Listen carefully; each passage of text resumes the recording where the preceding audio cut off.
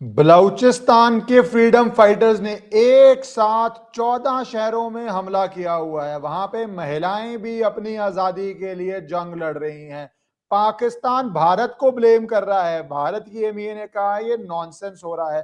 पर इस तरह का गुरीला अटैक जिसके अंदर आप इतने सारे शहर छोड़िए, कहा जा रहा है 200 से ज्यादा पाकिस्तानी आर्मी ऑफिसर्स को उन्होंने अटैक किया, खत्म किया, किडनैप किया, सिविलियन ब्यूरोक्रेट्स को किया, जगह जगह से सिविलियंस बाहर आके सपोर्ट कर रहे हैं फ्रीडम फाइटर्स का।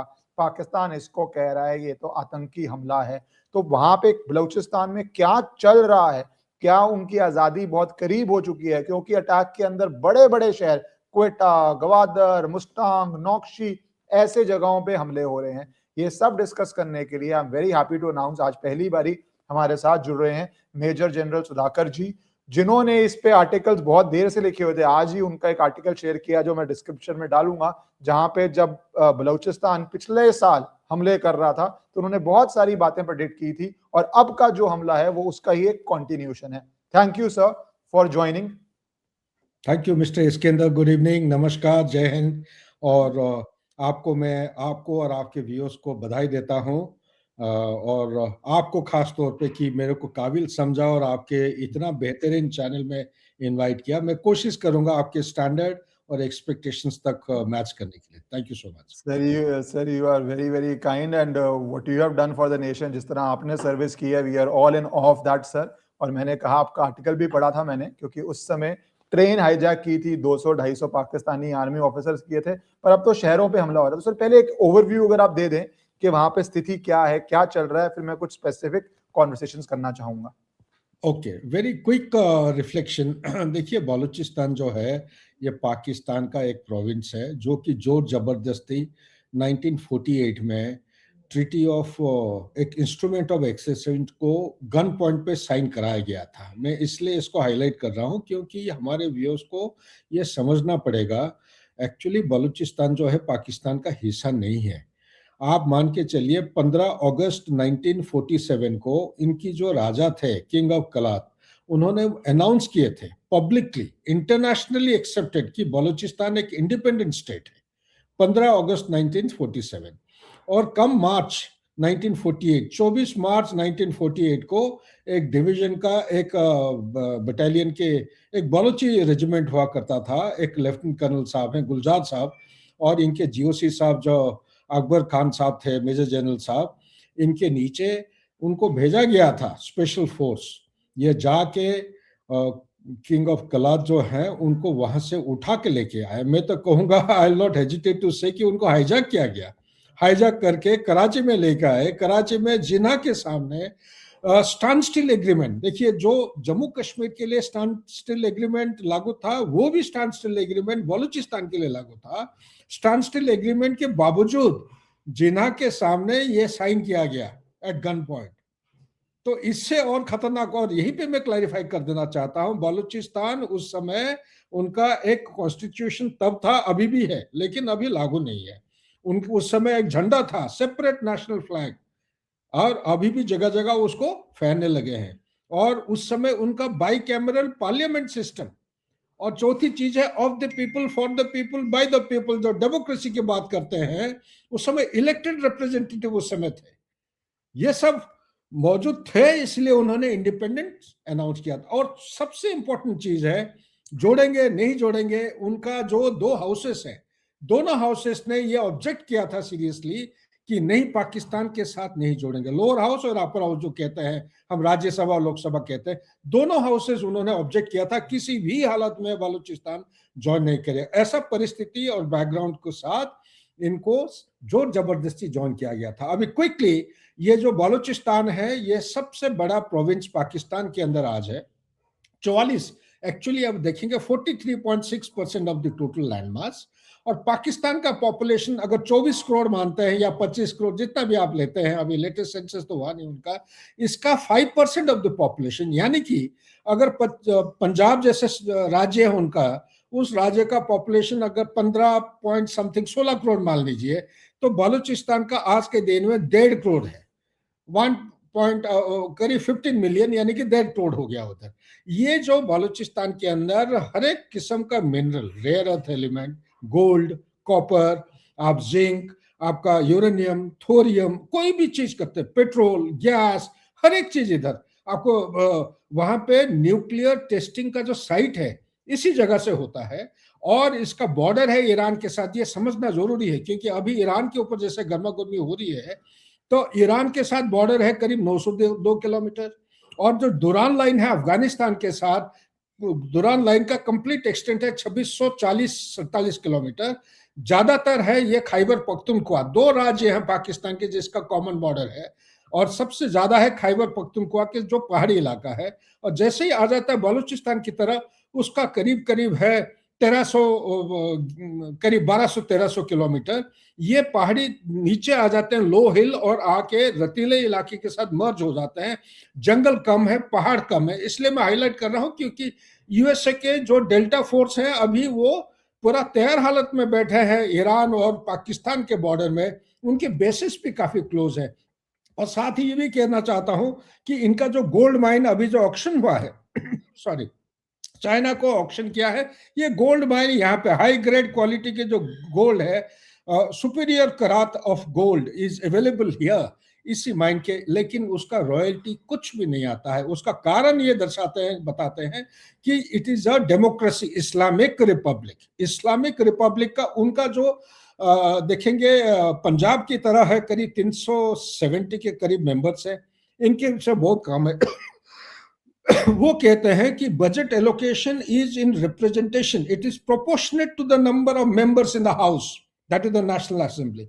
आज के दिन में परिस्थिति ऐसा है, ये जो इंसर्जेंसी आप देख रहे हैं ये अब का नहीं है, ये शुरू हुआ था 1948 में। 5 फेजेस को माना जाता है। पहला फेज 50, 52, उसके बाद 58, 61 और 62 के आगे, इस तरह टोटल 4 फेजेस खत्म हो चुके हैं। ये स्लो फायर में चल रहा था, लेकिन अभी जो फेज है आप मान के चलिए ये 2018-19 से लेके ये मोमेंटम पिकअप किया है। इसमें ये कहा जाता है कि ये insurgency will continue till no return. इसका मतलब ये इटर्नल फाइटिंग है। क्यों? मैं 2 चीजें हाईलाइट करना चाहता हूं। 2012 को यूएस कांग्रेस, सेम यूएस, उनका कांग्रेस ने बलोच लिबरेशन आर्मी को एक लिबरेशन मूवमेंट माना था और रिकॉग्निशन दिया था, उनको फ्रीडम फाइटर मानते थे। वही कांग्रेस, वही यूएसए 2019 को जब डोनाल्ड ट्रंप राष्ट्रपति थे उनके, पाकिस्तान को खुश कराने के लिए, अपीज करने के लिए इनको उन्होंने टेररिस्ट माना। और वही यूएसए थोड़े दिन पहले यूनाइटेड नेशन सिक्योरिटी काउंसिल में जब पाकिस्तान एक रेजोल्यूशन पेश किया था जिसमें इनको दोबारा टेररिस्ट ऑर्गेनाइजेशन अनाउंस करने के लिए प्रपोज किए थे, उस समय देखिए कैसे फ्लिप फ्लॉप हो रहा है, कॉन्ट्रडिक्शन। यूएस, यूके, फ्रांस, उन्होंने बोला नो नो नो नो, ये टेररिस्ट एक्टिविटी नहीं है। तो ऐसा जो डबल स्टैंडर्ड का फ्लिप फ्लॉप चल रहा है, ऐसा हालत में एमनेस्टी इंटरनेशनल और ह्यूमन राइट्स ऑर्गेनाइजेशन कहाँ है? क्यों नहीं आते हैं आवाज उठाने के लिए? यहाँ पे जो कुछ हो रहा है ये कंप्लीट जेनोसाइड, एथनिक क्लिंचिंग है। ना इनके बजट एलोकेशन होता है, ना उनके जो रोटी कपड़ा मकान, ना पानी बिजली, जो सड़क है ना, ये है ना स्कूल्स, ना हॉस्पिटल्स, ना कुछ उनका सुविधा है। कम्युनिकेशन ब्लैकआउट है कंप्लीटली, रोड कनेक्टिविटी है ही नहीं। लोग जो हैं, एज इट इज पॉपुलेशन इतना कम हो चुका है 1.5 करोड़ से, काफी लोग जेनोसाइडल सफरेंस या एट्रिशन की वजह से काफी forced disappearances, extra judicial killing, kidnapping और इसी किस्म की अलग अलग तरीके से इनके खास तौर पे वो औरतों को टारगेट कर रहे हैं। और उनका जो अभी ये जो इंसर्जेंसी था, पहले एक ट्राइबल मूवमेंट हुआ करता था, वो ट्राइबल मूवमेंट अभी आगे की तरफ बढ़ के ये आ गया है मिडिल क्लास पॉपुलेशन। उसमें आपको डॉक्टर्स, जो व्हाइट कॉलर हम बोलते हैं, डॉक्टर्स, इंजीनियर्स, प्रोफेसर्स, इस किस्म के जो रिसर्च साइंटिस्ट हैं, ये लोग दूर दूर से आके, विदेशों से आके इसमें जोड़ रहे हैं। और सबसे आगे है उनका फिदायनी जो औरतें हैं, जो माजिद ब्रिगेड हम बोलते हैं। माजिद ब्रिगेड ये तब बना था करीब 2006 के आसपास। एक माजिद एक नाम थे, वो कहानी अलग है, उसको अलग से कवर करेंगे। वो जुल्फिकर अली भुट्टो के खिलाफ उन्होंने एक कुछ षड्यंत्र कोशिश किया था, तो उसको हैंग किया गया था, मारा गया था। उन्हीं के नाम पर एक ब्रिगेड बनाया गया है। ये ब्रिगेड का हैसियत है कि सिर्फ फिदायनी अटैक के लिए तैयारी करेंगे। इसका नफरी एक समय में ओपन सोर्स है 3600 कहा जाता था, लेकिन इतना नहीं है। मेरा रिसर्च इंडिकेट कर रहा है ये 1600 से 1800 है। धीरे धीरे रिक्रूटमेंट कर रहे हैं। और फिदाइनी अटैक कैसे किया जाता है, अभी उनका टारगेट छोटे मोटे नहीं है, ये सिर्फ फौज का नहीं है। अभी फौज का टारगेटिंग जैसे आप कह रहे थे इस्कंदर साहब की 14 जगह जैसे सीरियल ब्लास्ट या अटैक किए हैं उन्होंने, प्लान कोऑर्डिनेटेड। ये जो कोऑर्डिनेशन उनका कहां पे दिखा हुआ है, सबसे पहला चीज देखिए, दो चीजें 21st सेंचुरी में हुए हैं जो आपके आंखें और जो इरादे हैं वो खुल जाएंगे। सबसे पहला चीज है 7 अक्टूबर 2023। 7 अक्टूबर 2023 को हमास ने जिस किस्म की इलेक्ट्रोमैग्नेटिक स्पेक्ट्रम को ब्लैकआउट करके जो मल्टी डोमेन ऑपरेशन हवा से किए, अब पानी से किया, आपका जमीन के ऊपर फेंसिंग को पार करके 28 किलोमीटर अंदर इजराइल के अंदर जाके, जिसको फॉर्मिडेबल फोर्स माना जाता है विश्व में, इससे ताकतवर कोई फोर्स है ही नहीं। उनके नाक के नीचे है। ये कैसे हुआ? ये सवाल के जवाब अभी तक मिल नहीं रहा है। How is it possible that they could do a thing like this? और सेकंड चीज जो है उसको ध्यान मत उतारिएगा, क्योंकि जितना गहराई में जाएंगे उतना ही कम। 11 मार्च 2025 जिसमें जाफर एक्सप्रेस का हाईजैकिंग हुआ था। जाफर एक्सप्रेस का जो हाईजैकिंग एक पैरा एसएफ के खिलाफ कोऑर्डिनेटेड काउंटर ऑफेंसिव या जवाबीदारी देना, और इतना बड़ा ट्रेन को जो कि क्वेटा से लेके पेशावर तक मूव कर रहा था, और माउंटेनियस पहाड़ी टनल से पहले रेल लाइन को एक्सप्लोर करना, आईडी उसमें प्लांट करना, और इतने सारे कम्युनिकेशन नेटवर्क, उनके छोटे छोटे टोलिए थे। ये एक दिन का कार्रवाई नहीं था, ये कोई 2-3 साल से इसको रेकी करके, रिहर्स करके, इतना फाइन ट्यून जैसे फौज में होता है सारे ट्रेनिंग, इस किस्म की कार्रवाई किया गया था। ये इवन जो कन्वेंशनल फोर्सेस है इसको एक स्पेशलाइज्ड ऑपरेशन की तरह माना जाता है। सबसे जो भयानक चीज है वो state of the art equipment को यूज करके उन्होंने पाकिस्तान फोर्सेस को काफी नाकारा कर दिया था और लोगों को हाईजैक किए थे। ये टर्निंग पॉइंट है ऑफ इंसर्जेंसी, जिसको हम इंसर्जेंसी कह रहे हैं, वो है फ्रीडम मूवमेंट। या बैक टू इस्कंदर। मैं आपसे ये सवाल लेना चाहूंगा मिलिट्री टर्म्स में, क्योंकि मैं अभी उस ट्रेन की बात करता हूं जिसमें 200 बोलते हैं पाकिस्तानी ऑफिसर्स थे, आईएसआई के एजेंट थे, और वो पूरी ट्रेन हाईजैक कर ली थी, क्योंकि इसको आप टर्निंग पॉइंट डिफाइन कर रहे हैं। फिर मैं आऊंगा जो पिछले 2 दिन से चल रहा है। तो ये टर्निंग पॉइंट इंपॉर्टेंट है कि अगर सिर्फ मिलिट्री असेसमेंट की जाए, इन मिलिट्री असेसमेंट कितना डिफिकल्ट ऑपरेशन होता है ऐसा ऑपरेशन करना, क्योंकि पाकिस्तानी आर्मी फुली प्रिपेयर्ड है कि उनके लिए ये एरिया डेंजरस एरिया है, सो दे नो यहाँ पे हादसे हो सकते हैं। So it was a fully prepared army. Pakistan army was not taken unaware, in the sense they know ये रीजन में आप जैसे पूरी हिस्ट्री बता रहे हैं। तो इतना बड़ा अटैक कर पाना कि पूरी ट्रेन हाईजैक हो जाए, 200 लोग हो जाए, अगर मिलिट्री स्ट्रेंथ के अनुमान में आप 0 to 10 कर रहे हो, तो इसको मिलिटरीली कितना एफिशिएंट ऑपरेशन आप मानते हैं? फिर मैं आना चाहूंगा जो पिछले 2 दिन से हो रहा है। तो मिलिट्री स्ट्रेंथ क्या है बीएलए की या फ्रीडम फाइटर्स की? बीएलए के मिलिट्री स्ट्रेंथ चंद एक चीजें हैं, बहुत सारे हैं, लेकिन मैं 5 मेन चीजें बताना चाहता हूं। नंबर 1 चीज है इंटेलिजेंस। आप मिलिट्री ऑपरेशन जब करते हैं वो एक इफेक्टिव और एक्यूरेट इंटेलिजेंस के आधार पर प्लानिंग किया जाता है। अगर टारगेट आपको सही नहीं चुन सकते हैं तो आप चाहे कहीं पे भी जाएंगे, बाएं दाएं चला जाएंगे, गलत टारगेट हिट करके आ जाएंगे, बोले ये सक्सेसफुल, जो कि पाकिस्तान आर्मी कह रहा है। डीजीआईएसपीआर जहां पे अनसक्सेसफुल हुए हैं उसको भी सक्सेस मानते हैं। नंबर 2 है means and methods. Means and methods को जो है उनका टैक्टिक्स और स्ट्रेटेजी। ये जो स्ट्रेटेजी एक ऐसा चीज है, उन्होंने जाफर एक्सप्रेस का जहां पे हाईजैक किया वो जगह क्यों चुना? Selection of site is very very important. Selection of site ऐसा, एक तरफ पहाड़ी है, आगे की तरफ टनल है, और एक तरफ खाई जगह है, कटिंग है, एक तरफ रास्ता, मतलब क्वेटा स्टेशन से ज्यादा दूर भी नहीं है, ज्यादा नजदीक, 120 किलोमीटर दूर है। ऐसा जगह पे है जहां पे पाकिस्तानी आर्मी की रिस्पॉन्स कम से कम हो सकता है। तीसरा चीज है जो हथियार उन्होंने यूज किए हैं, उन्होंने वो हथियार यूज किए हैं जो अफगानिस्तान के तालिबान के पास था। अफगानिस्तान तालिबान क्या था हथियार? जो अमेरिका जो कितना 300 वेपन प्लेटफॉर्म्स छोड़ के गए थे, 82 या 80 बिलियन डॉलर के इक्विवेलेंट के हथियार, एम्युनिशन, रडार और इक्विपमेंट छोड़ के गए थे अफगानिस्तान में, जो हड़बड़ी के साथ निकले थे अगस्त 2021 को। वो सारे हथियार जो है state of the art equipment Taliban के हाथ में और अफगानिस्तान स्पेशल फोर्सेस के हाथ में आ गया था। उसको वहां से तालिबान के साथ बात करके तहरीक तालिबान पाकिस्तान के साथ कोलैबोरेट करके वो हथियार को आया है। और वो हथियार एक प्रिसिशन टारगेट, आप सुन के हैरान होंगे, जो स्नाइपर राइफल होता है, स्नाइपर राइफल तक इनके पास आ चुका है। और जो उनके पास AK-47 के जो सुपीरियर क्वालिटी है, और इसी तरह जो अलग अलग long distance communication, encrypted communication, satellite communication के जरिए से बातचीत हो रही थी। ये कोऑर्डिनेशन ऐसा नहीं है कि मुंह से कोई आवाज दिया और हो गया, ये टेलीफोनिक कन्वर्सेशन एनक्रिप्टेड वर्जन में हो रहा था। और उनके जो टोलिए थे 20-25 से अलग अलग टोलिया था। कोई एक आईडी लगाना, उसका ब्लास्ट होना, ट्रेन रुकेगा, जब ट्रेन रुकता है उसके अंदर एक असॉल्ट ग्रुप होता है, एक सपोर्ट ग्रुप होता है, पहाड़ के ऊपर से एक सर्विलेंस रखते हैं। इसी तरह आप मान के चलिए कि और पाकिस्तान से जहां से रीइंफोर्समेंट या रिस्पॉन्स आता है उसके ऊपर भी निगाह रखना निहाती आवश्यक है। ये एक अनोखा किस्म का out of the world kind of a military operation हुआ है, जो कि मेरे विचार के मुताबिक it is one of the toughest and very successfully conducted operation. DGISPR तो अपना ही वो नंबर बढ़ा के या कम करके बोलता है, लेकिन एक्चुअली स्पीकिंग BLA का ये एक सक्सेस स्टोरी सिर्फ BLA का नहीं है।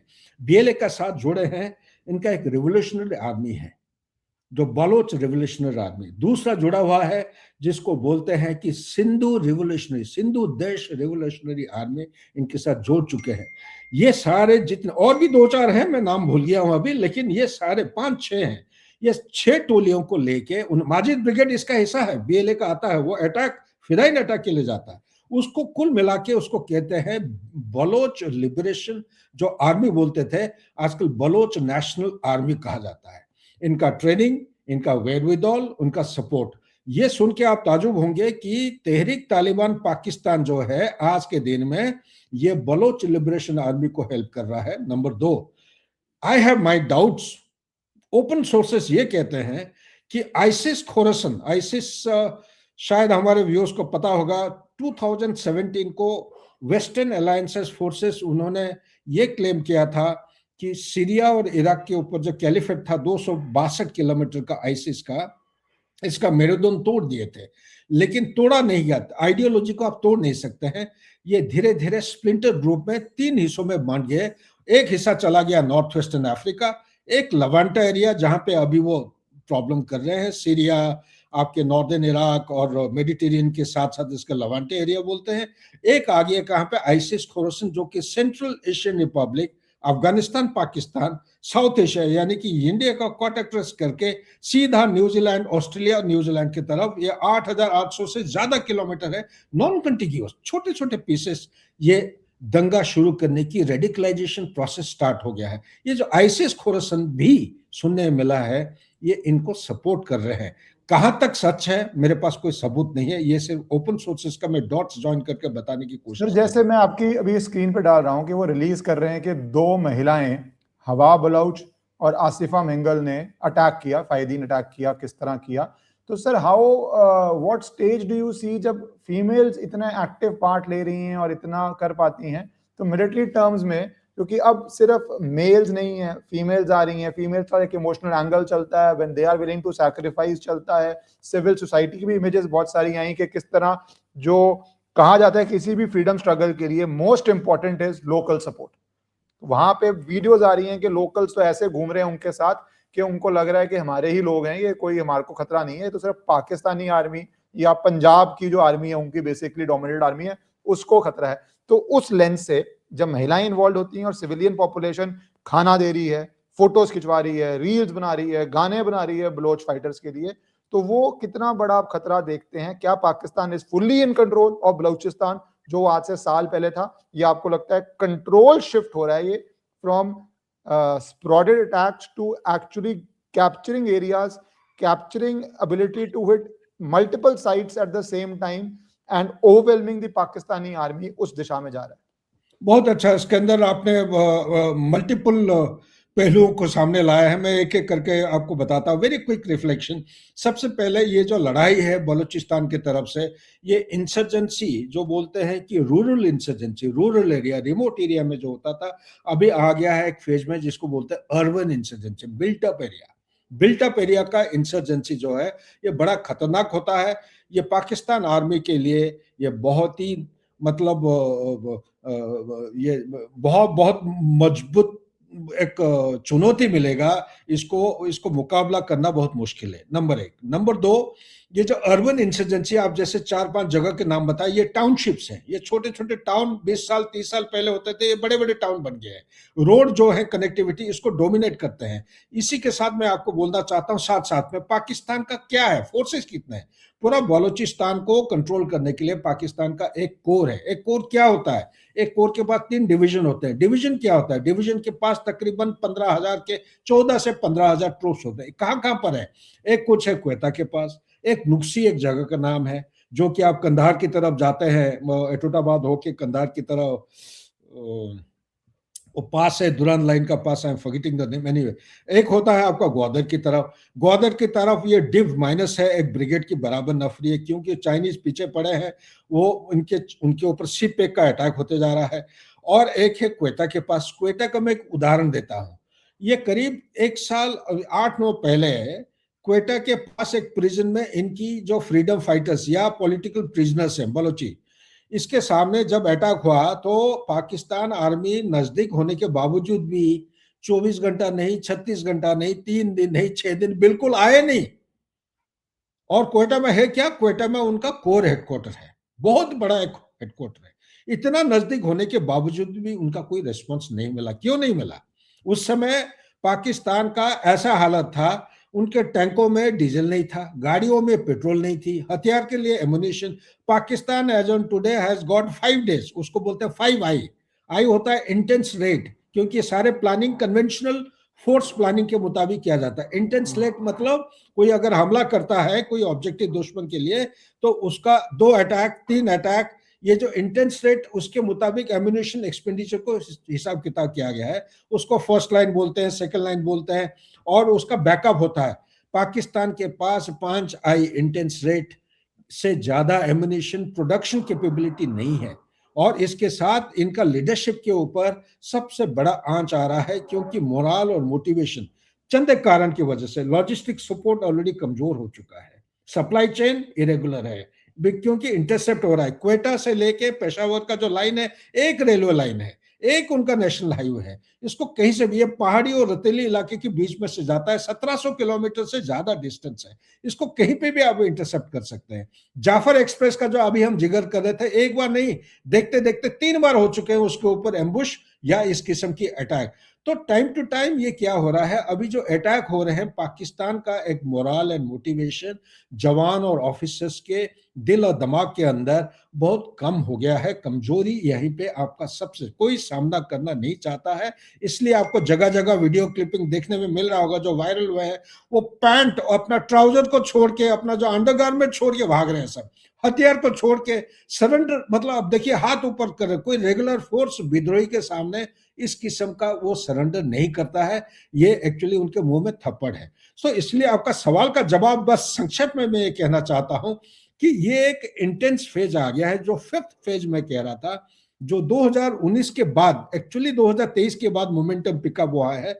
2024 को पाकिस्तान अपना देश को ये कहा कि ये deadliest year of terrorist attack, जो विश्व का एक आता है global index, global terrorism index में 2024 का आया पाकिस्तान का नंबर 2, सबसे पहला था बुर्किना फासो। पाकिस्तान का सबसे ज्यादा कैजुअलिटी खैबर पख्तूनख्वा और बलूचिस्तान में हुए हैं। सिक्योरिटी फोर्सेस, सिविलियंस तो हुए हैं, लेकिन सिक्योरिटी फोर्सेस का ज्यादा, उससे 2 गुना 3 गुना ज्यादा हुआ है 2025 में।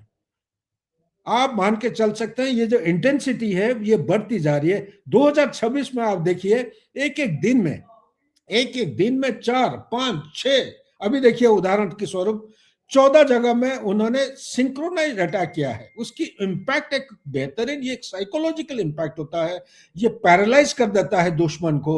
उनको पता नहीं होता है कि कहां से हमला आएगा, क्या करेंगे, उनका रिस्पॉन्स मैट्रिक्स बिल्कुल ही एकदम ठप हो जाता है। तो इस हालत में सिर्फ एक ही चीज पाकिस्तान के पास बचा है, वो क्या है? वो ये है कि ये बॉर्डर को सील करे, क्योंकि बलोच लिबरेशन आर्मी बलूचिस्तान के अंदर ऑपरेट जरूर कर रहे हैं, लेकिन इनकी जो सपोर्टिंग बेसिस है ये ईरान की तरफ है, सिस्तान एंड बलूचिस्तान जो बोलते हैं उस तरफ है, प्लस अफगानिस्तान में कुछ है, जो कि बार बार वो एलिज करते हैं, और अफगानिस्तान तालिबान मना करते जा रहा है कि नहीं है, ये गलत है।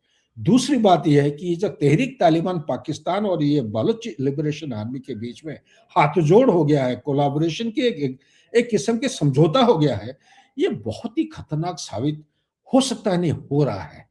पाकिस्तान आर्मी को दोनों तरफ से, अगर आप पाकिस्तान मैप को अपने दिमाग के अंदर बिठाएंगे, आप देखेंगे कि नॉर्थ वेस्ट की तरफ से खैबर पख्तूनख्वा, जिसका कैपिटल है पेशावर, वो डिमांड कर रहे हैं 3 चीजें। वो कह रहे हैं शारिया लॉ होना चाहिए, दुरान लाइन को वो मानते नहीं है, वो बिल्कुल पश्तून देश बनाना चाहते हैं, जो खींच खाच के ले आएंगे इंडस की इस तरफ करके हमारा लाइन ऑफ कंट्रोल तक लाने का उनका विचार है।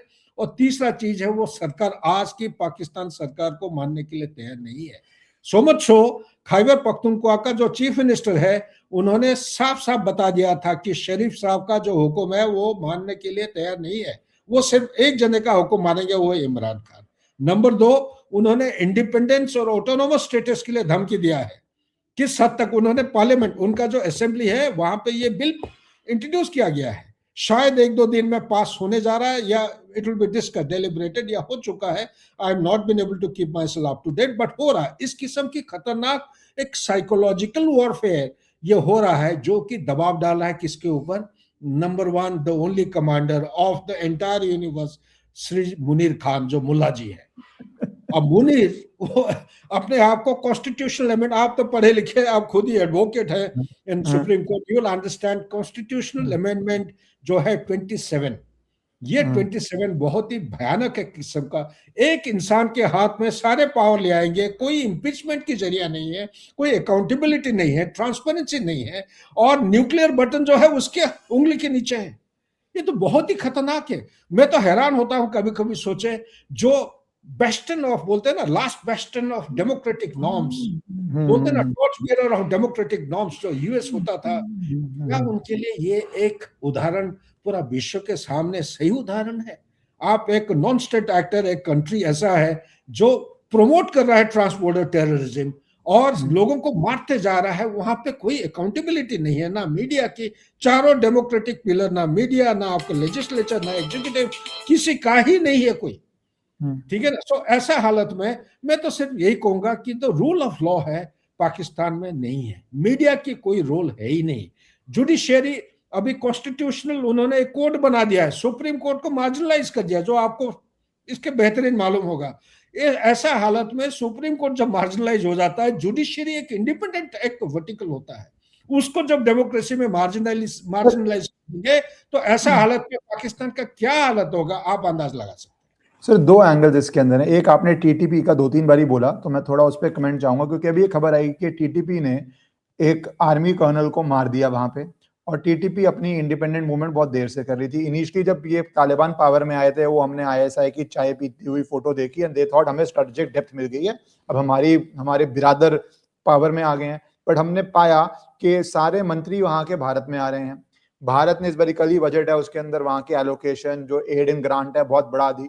पाकिस्तान की शहबाज शरीफ की वीडियो आती है जब वो बोल रहे हैं किसी के पास पैसे मांगने जाना पड़ता है तो बड़ी एम्बैरेसमेंट होती है, बेगैरत होते हैं, पर क्या करें, हमें लोन मांगने जाना पड़ता है। तो एक तरफ वो सबसे लोन मान रहा है, एंड में मनी इज मनी।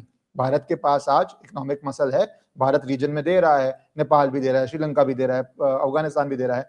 तो टीटीपी का जो अग्रेसिव मोड आया है वो बहुत देर से था। उसको कितना सीरियस खतरा मान रहे हैं, क्योंकि एक तरफ बीएलए, आपने ही मैप का बोल रहे हैं, दूसरी तरफ TTP. So how serious is TTP threat? Durand line पे कितना खतरा है? क्या एक ग्रेटर अफगानिस्तान, ग्रेटर बलूचिस्तान बन सकता है? क्या we are towards the end of the entity called Pakistan? बिल्कुल, मैं आपको बधाई देना चाहता हूं। Very sharp and brilliant question you have asked, very very brilliant question, you should be there in mainstream media. देखिए, आपको ये चीज देखना समझना पड़ेगा। क्या किसी को मालूम है 9 अप्रैल 2023 को क्या हुआ था? किसी को ध्यान है? 9 अप्रैल 2023 को 2 इंपॉर्टेंट चीजें हुए थे। पहला चीज था इमरान खान अरेस्ट हुआ, और उसी के साथ साथ इनकी लाहौर कोर कमांडर के घर को जला दिए थे। कोई अंदाज लगा सकता है कि जो देश की क्रिएशन आर्टिफिशियली क्रिएटेड, बोलते हैं 2 नेशन थ्योरी, रिलीजन, ये सब बकवास है। ये it is a strategic plan by the super power, ना baton handed over from UK to USA. ये सुपर पावर एक स्ट्रेटेजिक बेस करना चाह रहे थे उस समय। सोवियत यूनियन को थोड़ा स्पीयर ऑफ इन्फ्लुएंस उसको रिस्ट्रिक्ट करना चाह रहा था, और प्लस अपना जगह अख्तियार करना चाह रहे थे ताकि जब जरूरत पड़ेगा तब उसको रोकथाम के लिए कदम उठा सकते हैं। बाकी जो चीजें हैं आप सुन के हैरान होंगे कि ये जो चीज मैं आपके सामने पेश करने की कोशिश कर रहा हूं वो ये है कि पाकिस्तान का जो क्रिएशन है it is based on a factor of insecurity. क्या है इनसिक्योरिटी? वो पार्टीशन का जो डिमांड था, टू नेशन थ्योरी, उनको डर अभी भी है कि हिंदुस्तान पार्टीशन को नाकारा ना कर दे। हमें कोई उससे मतलब नहीं है, आप जाओ भाड़ में जाओ, मरो, एक दूसरे को मारो, उससे कोई हमें चिंता नहीं है। लेकिन जो पॉइंट आपने उठाया है उसी के जवाब में मैं सिर्फ एक चीज कहना चाहता हूं कि आर्मी एक ऐसा संस्था है जिसको डीप स्टेट कहते हैं, आर्मी और आईएसआई को, इसको भगवान की बराबर मानते हैं, क्योंकि शुरू से ही जब से पैदाश हुई पाकिस्तान का तब से उन्होंने देखा है अनफॉर्चुनेटली रूल ऑफ लॉ रहा नहीं पाकिस्तान में। ठीक है ना, ज्यादा आप देखेंगे मिलिट्री कू के नीचे वो आए हैं। सबसे पहला आयुब खान हुआ, उसके बाद आ गया जियाल हक, सॉरी याह खान, उसके बाद जियाल हक, उसके बाद आ गया मुशर्रफ। मुशर्रफ के बाद एक जगह और कुछ होने जा रहा था, वो रोक दिया, कॉन्स्टिट्यूशनल कैविएट डाल दिया 2011-12 को, कि तो डॉक्ट्रिन ऑफ नेसेसिटी को उन्होंने दबा दिया, जिसके आधार पर ये आर्मी पहले घुस जाते थे और जुडिशरी उसको जस्टिफाई करता था। ठीक है कि नहीं? लेकिन अभी क्या हो रहा है, अभी आर्मी का एक कोर कमांडर, उनका आर्मी कमांडर नहीं होता है पाकिस्तान का, उनका कोर कमांडर चीफ के बाद, chief of the army staff के बाद कोर कमांडर, इसका मकान जल जाना या जलाना, जिस संस्था के ऊपर एक भगवान की बराबर एक वो श्रद्धा रखते हैं और पूजा की बराबर करते हैं, विश्वास रहता है, आप अंदाज लगा सकते हैं कि लोगों के अंदर क्या उनके जो आक्रोश है कितना नहीं होगा। तो ऐसा स्थिति आ चुका है कि जो उनका एक डीप स्टेट का 5-7 पहलू हैं जो अचीव करना चाहते हैं। एक पहलू, सेंट्रल पहलू है कि liberation of Jammu and Kashmir, चाहे कुछ भी हो जाए, साम दाम दंड भेद करें, लेकिन जम्मू कश्मीर को लिबरेट करेंगे। अरे बाबा, अभी तो कटोरी लेके आप भीख मांग रहे हो, अभी तो घुटने पे आ गए हो, आपका तो कुछ आपका क्या स्थिति है वो देखो। सो आपके सवाल के जवाब में मैं सिर्फ इतना ही कहूंगा कि आज के दिन में Pakistan is a broken state, it is a pariah state, it does not have any revenue income, उसका जीडीपी चाहे कितने भी दिखाए लेकिन सस्टेनेबल नहीं है उसका। आज के दिन में अगर इकोनॉमिक्स क्राइसिस बात करते हैं, $280 बिलियन का अभी डेट चल रहा है, उसका domestic internal debt is greater than that of external debt. ये एक्सटर्नल डेट जितना है 30% दे ओ टू चाइना, वो पेमेंट नहीं कर पा रहे हैं, ईयर ओवर ईयर उसको रोल करते जा रहे हैं, और इसको सस्टेन करने के लिए देश विदेशों से वो भीख मांग रहे हैं कि भैया आप थोड़ा सा कुछ दे दो, हम इंटरेस्ट उसको रेगुलेट कर लें। ये एक मैं क्राइसिस आपको बता रहा हूं। इकोनॉमी, कोई एक्सपोर्ट नहीं हो रहा है, पहले चीनी होता था, चावल होता था, उनके कुछ इंडस्ट्रियल प्रोडक्ट जाते थे, cotton, textile is very good textile quality. आज के दिन में पाकिस्तान से कोई चीज एक्सपोर्ट नहीं हो रहा है, इंडस्ट्री पूरा ठप हो रखा है, therefore economy is in doldrum. अब आ जाइए आप नंबर 2 पे, अब पॉलिटिकल स्टेबिलिटी। अब जब अपने नॉमिनेट पपेट को आप बिठा रखे हैं, जो इलेक्टेड रिप्रेजेंटेटिव इमरान खान को जेल में बैठा है, तो ये पॉलिटिकल स्टेबिलिटी किसी हालत में हो सकता है क्या? नहीं हो सकता है। तीसरी चीज पे आप आ जाइए, आप पॉलिटिक्स बता दिया मैंने, इकोनॉमी बता, मिलिट्री माइट, इसको कहते हैं एक समय में छठा, number 6 largest arm forces in the world, और ग्लोबल पावर इंडेक्स में ये 9th नंबर पे आता था 2024 तक। 2025 से ये स्लाइड डाउन होके 12वें नंबर पे आ गया है। सुनने में बोला 2026 में ये नीचे और चला गया, 19 या 20 तक पहुंच चुका है। इनका काबिलियत है ही नहीं। भारत को देखिए विजय भी, आप भारत को स्लाइड क्यों हुआ है, क्या क्या रैंकिंग है, थोड़ा ये स्पेसिफिकली बताएंगे? आप बोल रहे हैं स्लाइड हो रहा है from 6th strongest to 9th and then 12th, तो ये किस पैरामीटर पे है, क्या स्लाइड है? क्योंकि आर्मी का साइज तो वही है कि जीडीपी है, कितना डिफेंस बजट है, मतलब क्या रीजन है? आर्मी का size, it is one of the largest आर्मीज the Islamic countries have in the world, one of the largest. ठीक, इससे बड़ा कोई नहीं है, प्लस उसके पास न्यूक्लियर हथियार है। ठीक है नहीं? सो ये जो इतना काबिलियत के बावजूद ये जो इंसर्जेंसी, कॉन्स्टिट्यूशनल क्राइसिस, आपका पॉलिटिकल इंस्टेबिलिटी, इकोनॉमिक क्राइसिस, ये सारे जब चीजें जोड़ देते हैं, ये अभी आगे हैं, वो लोन पे जी रहे हैं अभी। ऐसा हालत में आप एक साल के अंदर जब कैजुअलिटी आप चेक करेंगे, पाकिस्तान आर्मी पूरा तितर बितर हो चुका है। कोई कमांड कंट्रोल उनके अंदर इतना भेदभाव हो गया है। There are two groups earlier.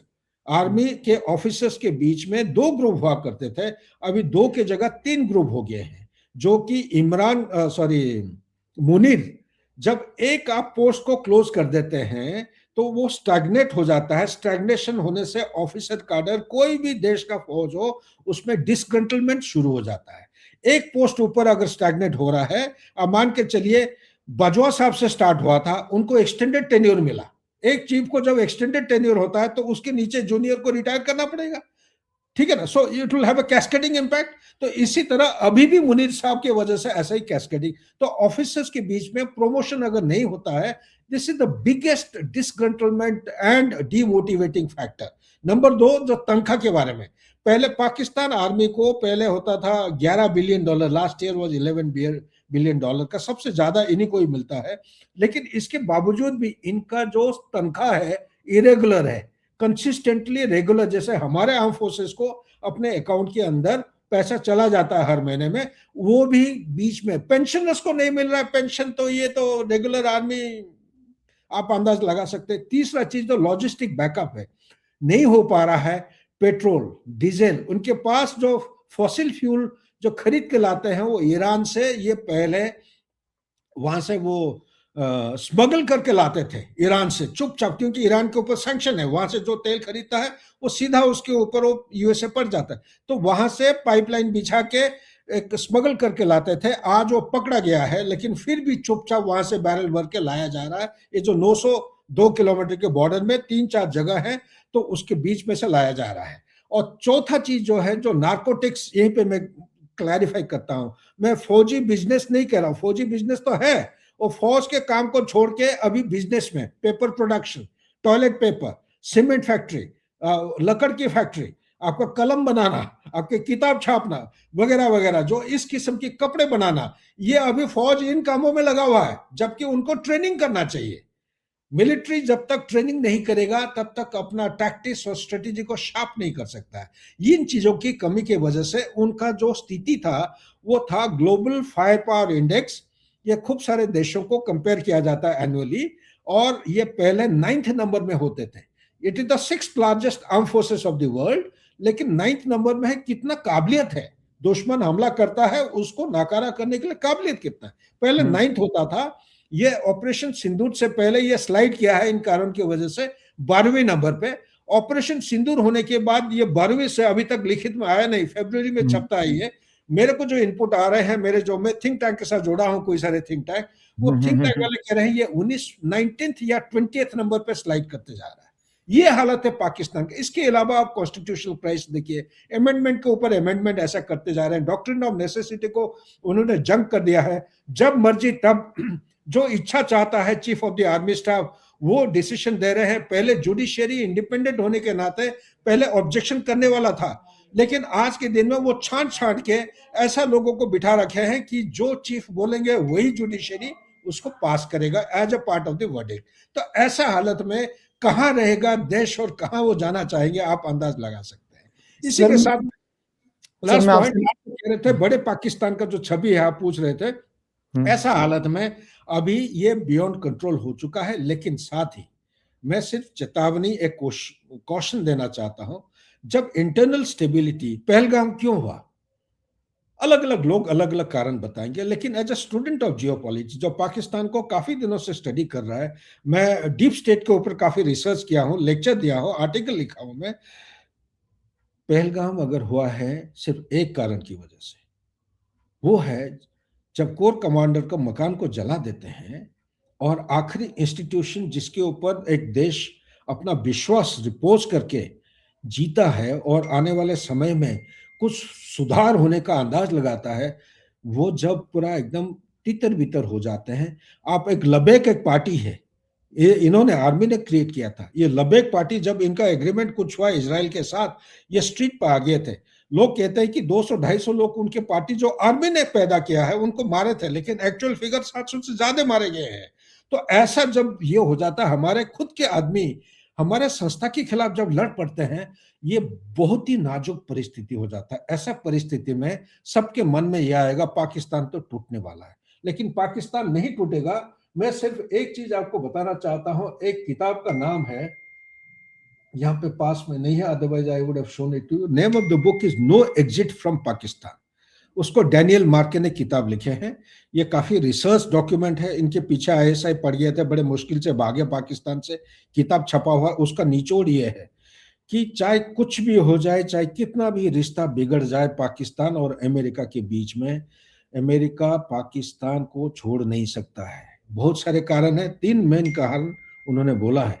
ये this is the largest army, इनको अगर काबू में नहीं रखेंगे ये इंसर्जेंसी नहीं टेररिज्म फैलाएंगे। नंबर 2, इनका मिसाइल और न्यूक्लियर नेटवर्क इतना तगड़ा है, इनको भी निगाह के नीचे रखना निहायत आवश्यक है, नहीं तो पूरा विश्व का जो स्टेबिलिटी है और जियोपॉलिटिकल स्टेटस है ये बिगड़ सकता है। और नंबर 3, ये सिर्फ एक ही देश है जो चाइना का पॉलिटिकल डिस्पेंसेशन और मिलिट्री अथॉरिटी के साथ बेस्ट ऑफ रिलेशन मेंटेन करता है पूरा विश्व में।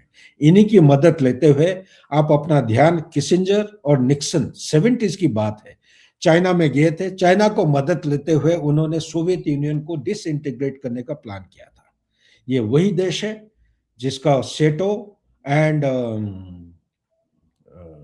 क्या है, दो एग्रीमेंट साइन किए थे। सेटो जो पर्टिकुलरली साइन हुआ था वो तो अभी रहा नहीं, लेकिन पाकिस्तान को अमेरिका किसी भी हालत में छोड़ नहीं सकता। इसका मतलब क्या है कि हिंदुस्तान चुप करके बैठेगा?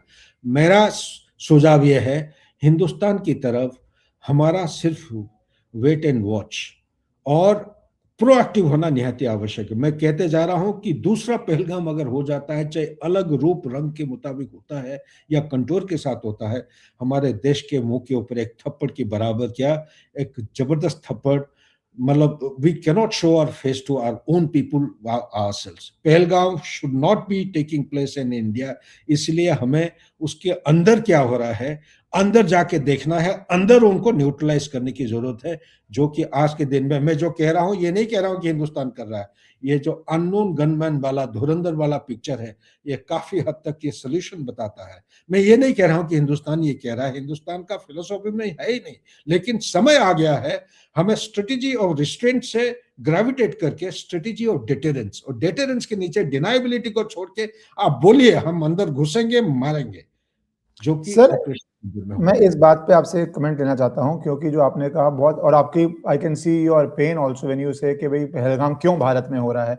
रेड फोर्ट भी sir, we got lucky in a sense कि हमने एक व्यक्ति बचा, अगर 3000 किलो लेके बैठा हुआ था, it could have been a massive attack, और वो पहलगाम के कुछ महीने बाद ही हो रहा था, और डॉक्टर्स हो रहे थे, प्रोफेशनल्स हो रहे थे। तो आपको लग रहा है कि प्रोएक्टिव स्टेप, क्योंकि मैं इसमें थोड़ा पॉलिटिकल भी बना देता हूँ, पाकिस्तान तो ब्लेम कर रहा है बलूचिस्तान में जो हो रहा है वो भारत का हाथ है, एमईए ने मना कर दिया हमारा हाथ नहीं है, ऑफिशियली तो हम मानेंगे नहीं। कई लोग कहते हैं मानना चाहिए, कई लोग कहते हैं नहीं मानना चाहिए, I do not know. But sir do you think Balochistan को जोड़ते हुए, क्योंकि बांग्लादेश को एक बार जब अलग किया था 10-15 साल के लिए पाकिस्तान रुक गया था, अब अगर बलूचिस्तान या टीटीपी उस पर दुरंत लाइन पे कुछ करती है, तो उसका एक स्टेप ये है कि आर्मी तो पिट ही रही है, पर वहां पे वो ब्यूरोक्रेट्स को भी कैप्चर कर रहे हैं। हमने पाया है थ्रू आउट द हिस्ट्री, जब कोई एक्सप्लॉयटेटिव फोर्स किसी रीजन को एक्सप्लॉयट नहीं कर पाती, इनफैक्ट उसका खर्चा बढ़ता है। हमारा इंडिपेंडेंस क्यों हुआ, बहुत सारी स्टोरीज हैं, पर वर्ल्ड भर में क्यों हुआ, क्योंकि Britain could not maintain an empire. तो पाकिस्तान के वहां पे ब्यूरोक्रेट्स कैप्चर कर रही है बीएलए, वो वहां से पैसा या रिसोर्सेज एक्सप्लॉयट नहीं कर पा रहे। कहा जा रहा है एक चाइनीज कैंप को भी अटैक कर दिया गया है वहां पे, चाइनीज इंस्टॉलेशन को भी कर रहे हैं कि वो पैसा ना लूट पाए वहां से। क्या आपको लगता है अगर ये स्थिति पहुंच जाती है तो पाकिस्तान के लिए अनटेनेबल हो जाएगा बलूचिस्तान, बिकॉज आप पैसा ही नहीं कमा पाओगे वहां से? So that serves India's purpose, because attack तो वो हर समय आप वार्न कर रहे हो, जितना वो क्राइसिस में आएंगे उतना भारत पे और अटैक करने की कोशिश करेंगे, तो हमें तो हर बार ही आपके क्वेश्चन का जो ओरिएंटेशन मैं समझता हूं, ये it's a solution provider, you know we call it. So good, your channel is turning out to a solution provider. So what next, what should India do? India should look out for things like, शायद बहुत कम लोगों को पता होगा, इस महीने में Mexico में एफएटीएफ का मीटिंग हो रहा है। एफएटीएफ काफी हद तक, ये तो सारे कॉम्प्रोमाइज हो रखे हैं, यूएन हो रखा है, सिक्योरिटी काउंसिल भी हो रखा है, ये भी काफी हद तक हो रखा है, लेकिन फिर भी कंपैरेटिवली ये काफी इफेक्टिव है। ये जो मीटिंग होने जा रहा है, इसको ठोस सबूत के साथ हिंदुस्तान सपोर्ट करना चाहिए और उसको किसी भी तरह ब्लैक लिस्ट बनाना निहायत आवश्यक है, नंबर 1। नंबर 2, पाकिस्तान पूरा विश्व में एक ऐसा देश है जहां पे हवाला फंड कहां से, जैसे कि आप हमास की बात करते हैं, इटली से पकड़ा गया है, अभी इटली से आ रहा है, हवाला फंड के जरिए से फंड्स आ रहे हैं। ये जो फंड्स आ रहे हैं टू हिजबुल मुजाहिदीन या जैश मोहम्मद या लश्कर तैयबा, ये जो पार्टीज हैं, इनका जो ट्रांजैक्शन हो रहा है, जो कंड्यूट, जो उनका जो नेटवर्क है, इसको पहचानना और चोक करना निहायत आवश्यक है। कैसे कर सकते हैं? I am sure the people sitting in higher up, they can apply and they can actually choke the supply or the transactions which are taking place. Number तीसरा चीज ये है कि जो जो टारगेट हमने हिट किए हैं, अभी we have to revisit this targets. अभी उनका रेनोवेशन शुरू हो गया है, प्लस नए फॉर्मेशन स्टार्ट हुए, women battalions, women regiment, Lashkar Taiba वगैरह वगैरह इनका होने लगा है। आईसीस खोरसन जो है उनके साथ हाथ जोड़ करके ट्रेनिंग देना शुरू कर दिया है। तो ये जो चीजें हैं, हमें नए नए टारगेट्स का इंटेलिजेंस, स्पेसिफिक, एक्यूरेट इंफॉर्मेशन को अख्तियार करना और उसके ऊपर कांस्टेंट सर्विलेंस रखना निहायत जरूरी है। और वहां से वो कदम उठाने से पहले, आईबी या लाइन ऑफ कंट्रोल को पार करने से पहले, हमारा कोशिश ये होना चाहिए कि एक stop there, if you cross that line, जो रेड लाइन पहले लाइन ऑफ कंट्रोल था, line of control, red line पहले पहलगाम था, वो रेड लाइन को हमें अपग्रेड करना है। जो टैप से टेररिज्म की बाढ़ फ्लो हो रहा है, उस टैप को बंद करना निहायत आवश्यक है। पिछली बार आपने चेतावनी दिए थे नूर खान बेस को हिट करके, इस बार टाइम आ गया है कि टैप के ऊपर प्रिसिशन टारगेट के तौर पे उसको हिट किया जाए। तो ये टैप कौन है? ये टैप है पाकिस्तान आर्मी का chief of the army staff, NISI। उसके ऊपर हिट करना, उनका जो इकोसिस्टम है, जो सपोर्ट कर रहे हैं उनके, जैसे ताज होटल का अटैक हुआ था 26/11/2008 को, कैसा ये एक कन्वेंशनल फोर्स उसको हमला नहीं कर सकता है, कैसे नॉन स्टेट एक्टर कैसे कर दिया? Specialised operation. ऐसा जब ऑपरेशन होता है, काफी दिन तक ये रेकी करते हैं, प्लानिंग करते हैं, विजिट करते हैं साइट, लोकल आदमी। हमारे खुद के देश का सबसे बड़ा शत्रु कौन है? हमारे खुद के लोग, अपने लोग जो है शत्रु है। इन लोगों को किस तरफ हम एजुकेट कर सकते हैं, कैसा आप सेंसिटाइज करके जो रेडिकलाइज होते जा रहा है, हमारे दुश्मन की तरफ उनकी झुकाव बढ़ती जा रहा है, उसको कैसे रोकथाम कर सकते हैं, इसके लिए कोई एक काउंटर स्ट्रेटेजी बनाना निहायत आवश्यक है, जो कि हो रहा है धीरे धीरे। ये बहुत बड़ा देश है, कोई चीज हम कल्पना करते हैं उसको अगर इम्प्लीमेंट इतना जल्दी नहीं हो पाएगा। It will take a short term, medium term, long term perspective and plan to actually prepare the nation for a progressive global power by 2047 or before that. Our target is not to fight or not to actually dissipate our limited resources. Our target is to become a global power of $30 trillion economy. For that, lot of calibration and lot of doctoring is required to support our national interest. That is my urge and last point that I wish to make. Thank you sir, आपने मेरे ख्याल से ending best point पे की है कि पाकिस्तान की crisis real है, दे आर लूजिंग कंट्रोल, पर उसके साथ साथ इंडिया पे भी डेंजर आ रहा है because they try to hit out, and हमें अपना उस डेंजर के अंदर टारगेट नहीं भूलना है, economic growth, because end of the day we have to play on the world stage, not collapse और keep focusing on a collapsing Pakistan. Thank you sir, thank you so much for your time. Thank you.